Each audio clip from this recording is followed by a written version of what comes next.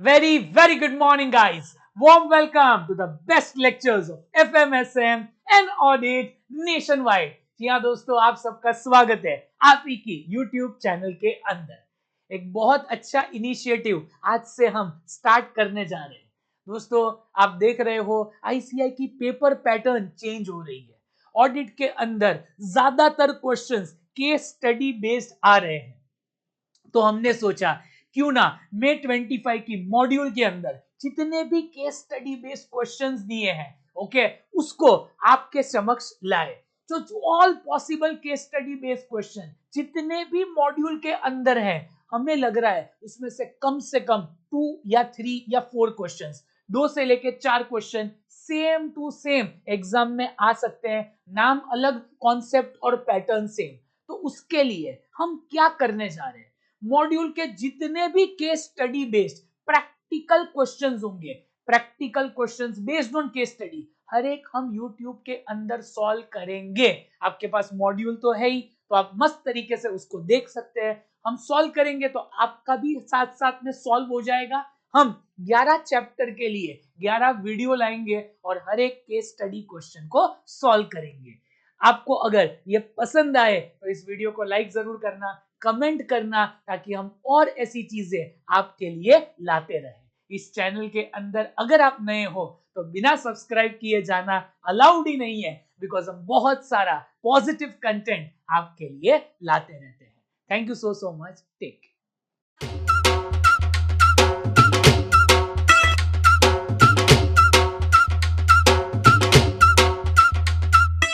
चलो, welcome back. We are starting what, हम क्या डिस्कस कर रहे हैं, केस स्टडी के questions, practical questions, case study based question from ICI module. Important chapter जिससे केस स्टडी ज्यादा आती है, चैप्टर नंबर 8। पहला सवाल, too easy, repeat telecast 2 attempt पहले आया था। Same question, Maithili Thakur CA student was pursuing audit report, her eyes fail, पूरा कॉपी मारा, पूरा कॉपी। 2 अटेम्प्ट पहले आप देखना, सेम क्वेश्चन है, देख लेना। 18 digit alpha numeric code at the end of the audit report, 18 digit number आया। मेक कर understand the objective and significance of this number, is it required to be stated in audit report only, बराबर। तो आपको क्या, same word भी change नहीं है। मुझे ऐसा लगता है पूरे मॉड्यूल का डिस्क्रिप्टिव और ये कर लो ना तो 30% पेपर चिपकेगा, 30% एमसीक्यू है, 60% तो आपको आता है वो पेपर है, और 10% लर्न वाले सवाल आते हैं। खत्म। ओके, इसको यूडिन बोलते हैं, unique document identification number. There was notice that there were lot of forged signature of CA. Okay, so ICI introduced UDIN, unique document identification number. Okay, whenever CA wants to sign any audit report or certificate, okay, he has to register in UDIN. Okay, and UDIN will generate a number. With this easily tracking possible. देखते हैं क्या दिया। The 18-digit number noticed is UDIN. It is system generated number. देखो कितना easy लिखा है, आप इससे अच्छा लिख सकते हैं। Its basic objective is to curb malpractices of CA, fake sign by CA. Impersonating word हमें नहीं आएगा, चलेगा। It helps in securing report, it has to be stated in audit report and certificate, इसका भी एक mark है। आगे बढ़ेंगे।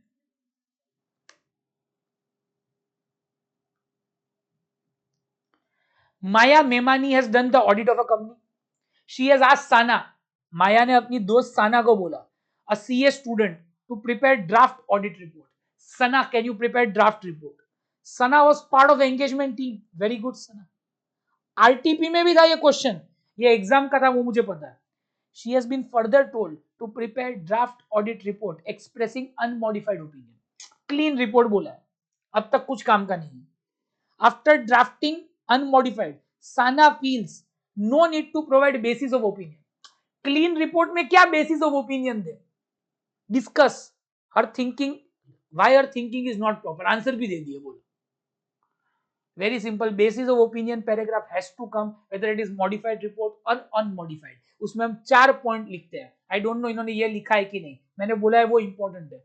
ऑडिट एज पर ऐसे हुआ है, ऑडिटर्स रिस्पॉन्सिबिलिटी फॉलो की है, सफिशिएंट एंड अप्रोप्रिएट एविडेंस मिला है। देखते हैं, दिया ही नहीं है। Basis of opinion is important element of 700. Even in cases where unmodified report is there, basis of opinion is compulsory. Basis of opinion provide context about auditor's opinion. Sana's thinking is not correct. ठीक है भाई, उल्टा आप तो basis of opinion के 4 point भी लिखता अगर मैं स्टूडेंट होता तो। मैंने लर्न किया है, ठोक के आता, लर्न नहीं है तो नहीं लिखता, पर मैंने आपको बोला है ना वो इंपॉर्टेंट है, तो आप लर्न करते ही। पेज नंबर कोई बता पाए तो वेरी गुड। इसमें इतना शॉर्ट, हाँ ये तो ऐसा ही है यार। अब कुछ लोग बोले सर आप बताओ कैसे लिखा, आईसीआई नहीं ऐसे लिखा है, मैं क्या बताऊं।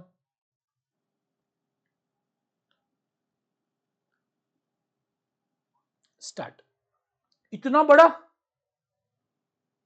सीए सरस भाई Patel Gujarati, while doing audit feels there is atmosphere of non corporation all around. He has been provided necessary support for attending inventory. He has not been supported. Inventory counting का डेटा नहीं है, सपोर्ट ही नहीं किया। CFO is not giving him address of customer for sending confirmation. Debtor का evidence नहीं मिला, inventory भी नहीं, ईमेल आईडी भी नहीं दिया। He is not able to check revenue also. He is not able to check bill expenses also. He is asking for bill, but staff is making excuse. Revenue नहीं check कर पाए, expenses नहीं, confirmation नहीं, inventory नहीं। Answer लिख दो आप ही, मैं नहीं लिख रहा। Auditor feels there could be misstatement, possible effect would be material and affect many aspect of financial statement. खूब सारे। Assuming it is not possible to withdraw, कौन सा ओपिनियन आएगा?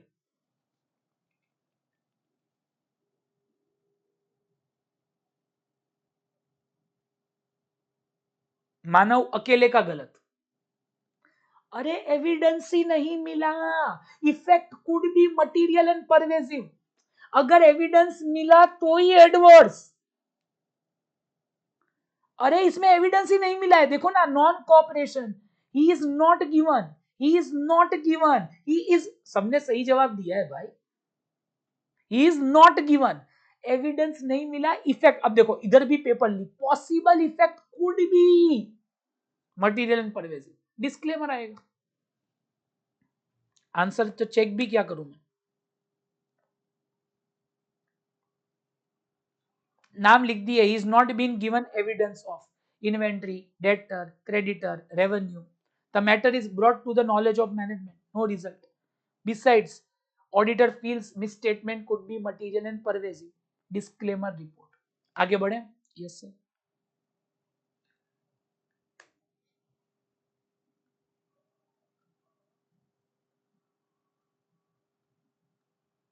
सिक्सटी 65 पे आ जाइए।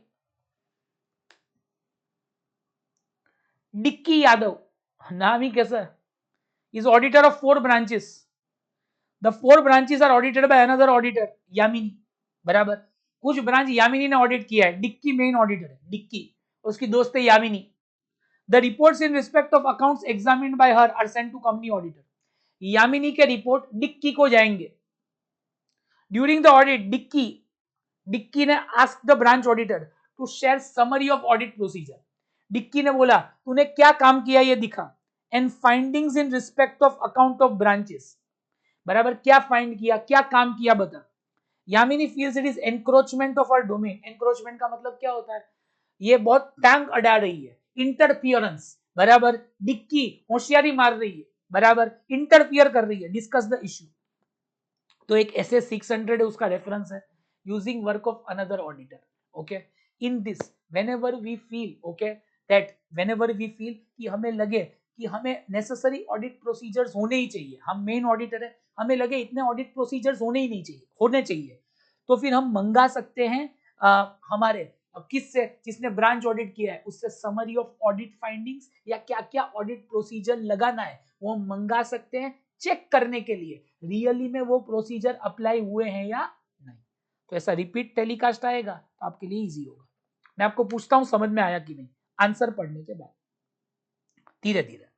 As per SA 600 using the work of another auditor, principal auditor might discuss the audit procedure applied or review a summary of audit procedures done, and findings may be in form of question or checklist.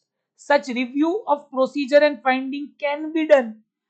कब review हो सकता है? If principal auditor feels okay it is necessary to apply procedure. Whenever you feel necessary to apply such procedure you can do it to obtain evidence. It is not encroachment. वो आपका principal auditor ही है. It is not interference. Clear है? Last question guys.